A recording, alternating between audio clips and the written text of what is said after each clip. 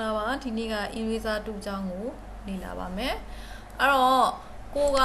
အလုံးတစ်လုံးကိုဆွဲမယ်အဲ့တော့အလုံးတစ်လုံးကိုယူလိုက်တယ်ယူပြီးလို့ရှိရင်အတွင်းရောင်ဒီမှာအတွင်းရောင်ယူထားတယ်အပြင်ရောင်ကတော့ none လို့ထားတယ်ပေါ့နော်အဲ့တော့အတွင်းရောင်တစ်ခုသုံးပြီးတော့အလုံးတစ်လုံးကိုဆွဲလိုက်မယ်ဆွဲပြီးတဲ့အခါမှာကျမတို့က eraser 2ကိုယူတယ်ပြီးရင်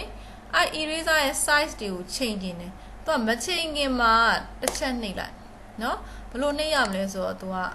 မနော်တစ်ချက်နှိပ်မယ် right click နှိပ်မယ်ဒီလိုပဲကြာတယ်ဒါဆိုရင် eraser 2ကိုပေါ်မှာ mouse pointer တင်ပြီးတော့နှစ်ချက်နှိပ်လိုက် double click ဒါဆိုရင် tools option box ကြာလာမယ် tools option box မှာကျမတို့က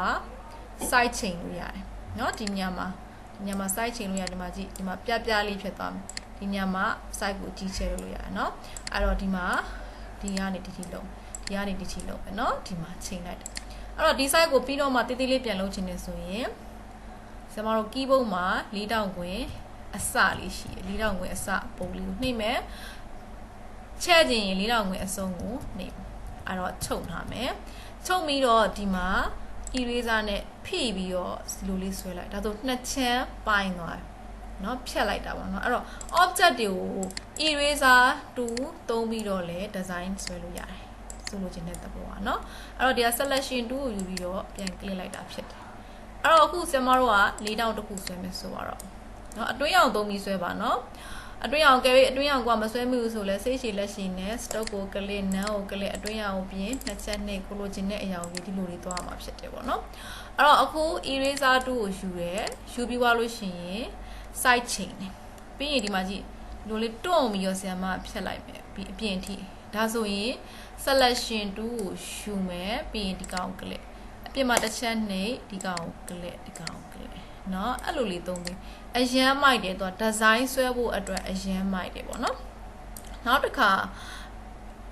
ဆော့စာပေါ့နော်ကတ်ကြီးကကြတော့သူ point ကို click ကမဆိုရင်ဆရာမဒီ object ကို select မှတ်ထားတယ်ဆိုရင်ဒီ point နဲ့ဒီ down point ကို click လိုက်ဒါဆိုနှစ်ချမ်းကွဲသွားပြီအဲ့နှစ်ခုက selection 2ကိုယူမယ်ဒီဘက်မှာ click လိုက်ဒီမှာခုနနှစ်ချက်ဒီ down နှစ် point ကို click လိုက်တာဖြစ်တဲ့အတွက် point ကကွဲသွားတယ်ဥပမာဆိုဒီ object လေးကိုဆရာမ select မှတ်ထားဒီ object လေးကိုကတ်ကြီးနဲ့ညှက်မယ်